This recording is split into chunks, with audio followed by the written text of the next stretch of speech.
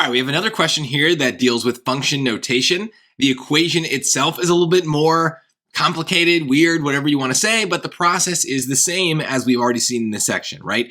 H of 2 is telling us that 2 is our value of x. So we plug that in for the x's. So on the left side, we're still just following it as a notation. We are not multiplying the h by the 2, but on the right side, then anytime there's an x, there's only one, but anytime there's an x, we're going to put 2 in for that.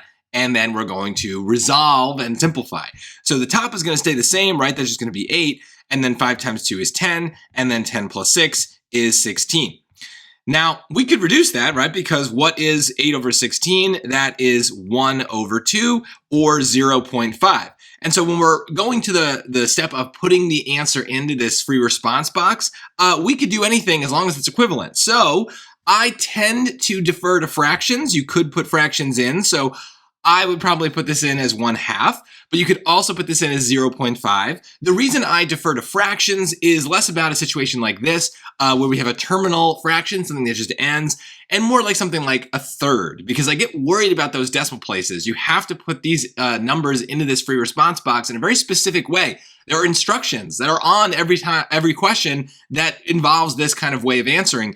But when you have the kind of repeating decimals or you have to cut them off, I just get worried that you're going to do it wrong. You're going to cut it off too early and you're going to make a mistake. Technically, what you're supposed to do is use every single place that it lets you fill.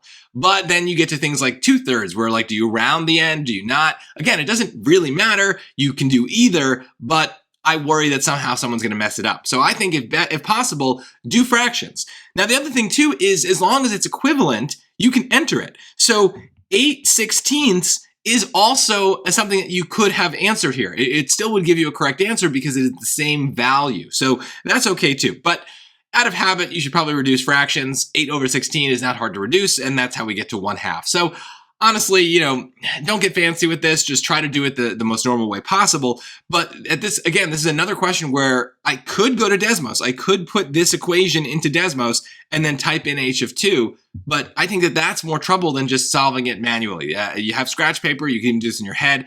It's not that complicated of math.